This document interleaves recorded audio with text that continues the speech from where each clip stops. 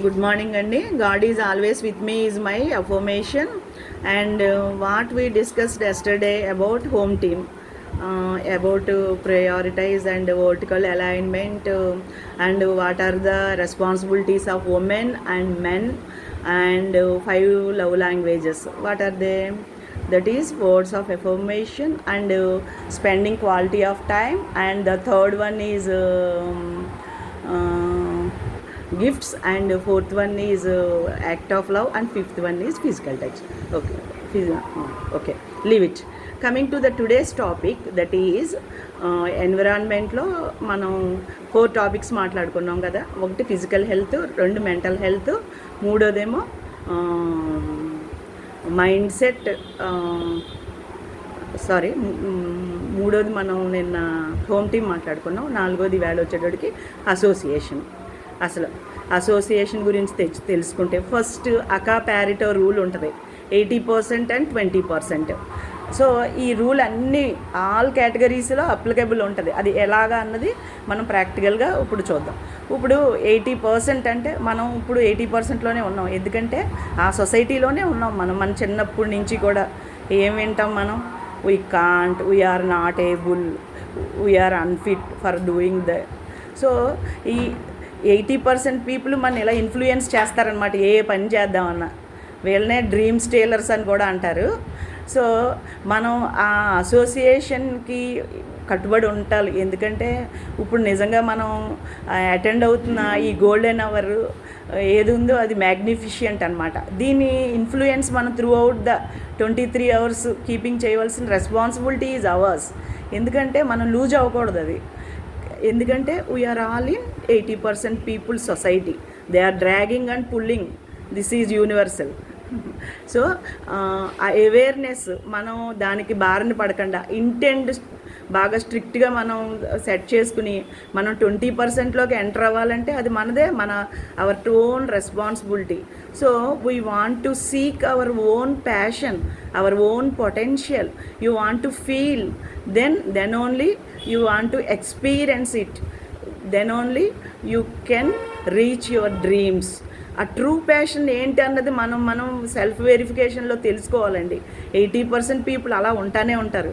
చెప్తున్నారు కదా, 1 year బాబుని ఒక 30 years మ్యాన్ని మనం ఒక శ్మశానంలో ఉంచి అక్కడ పడుకోమన్నాం అనుకోండి, 1 year బాబు కొంచెం ఏడ్చి పడుకుని పోతాడు. ఎందుకంటే ఫియర్ అన్నది ఎక్స్పీరియన్స్ అవ్వలేదు తను. కానీ 30 years మ్యాన్ అప్పుడు ఆ 30 yearsలోనూ so much experienced and influenced.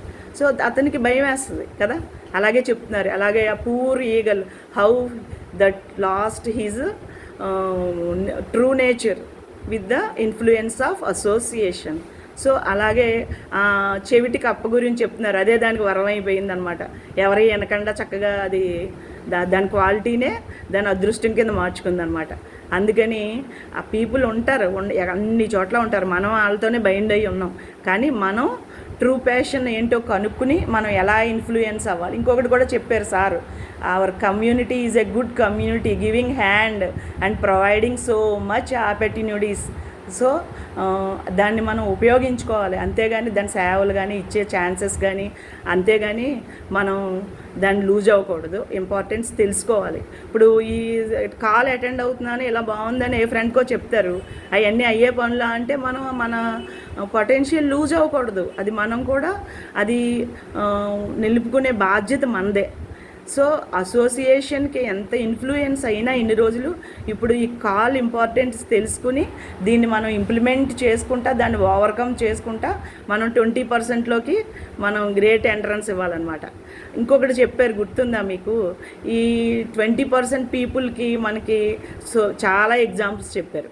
ఏం చెప్పారు? ఇప్పుడు ఒకటి అబ్జర్వ్ చేయండి. స్కూల్ ఓనర్స్ లాభం పొందుతున్నారు, టీచర్స్, స్టూడెంట్స్ ఎంప్లాయీస్గానే మిగిలిపోతున్నారు. అలాగే ఇప్పుడు MBA కాలేజీలు ఉన్నాయి, ఆ అడ్మిన్ ఏమో విన్నర్స్ అవుతున్నారు, runners and learners are turn in to employee. So మనం అబ్జర్వ్ చేసుకోవాలి, who are entrepreneurs. So be an entrepreneur.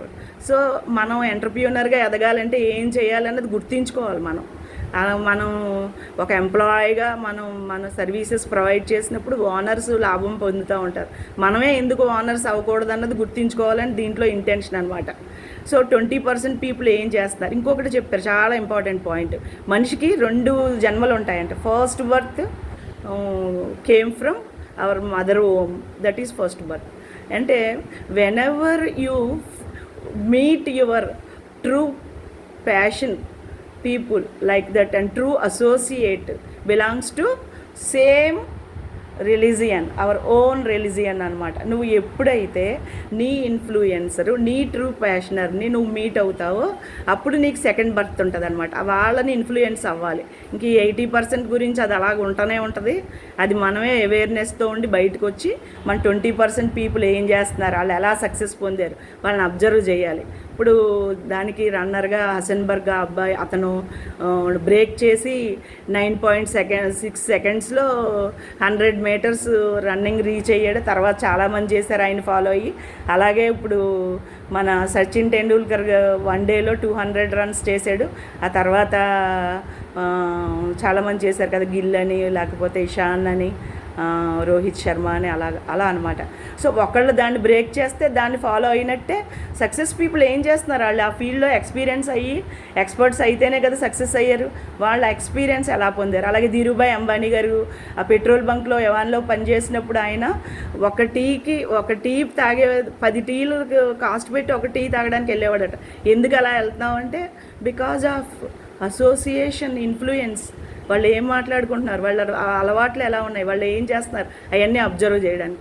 ఆ 3rd జనరేషన్ వచ్చేటప్పటికి వాళ్ళు ఎలాగా ఫస్ట్ లెవెల్ పీపుల్ అయిపోయారో చూసారా, కంట్రీకే వాళ్ళు టాపెస్ట్ అయిపోయారు అనమాట. ఒక generation sacrification, 2nd and 3rd generations ఎంత బ్యాక్ చేసుకున్నారో చూడండి. సో అది మనం అబ్జర్వ్ చేసుకోవాలి. సో మనం ఎటువంటి పుల్లింగ్ అండ్ డ్రాగింగ్కి వెళ్ళకుండా ఆ ఇంటెంట్ని మనం స్ట్రిక్ట్గా కాపాడుకుంటూ 20% పీపుల్ ఏం చేస్తున్నారో చూసుకుంటూ 80% అసోసియేషన్ నుంచి బయటకు వచ్చి 20% పీపుల్లోకి చేరి 80% ప్రాఫిట్ మనం పొందాలని నేను ఆశిస్తున్నానండి. నాకు అర్థమైంది ఈరోజు క్లాస్ అదే. Thank you Guru sir, thank you Murthy sir, thank you Ratna ma'am and Daya sir, thank you all. That's all.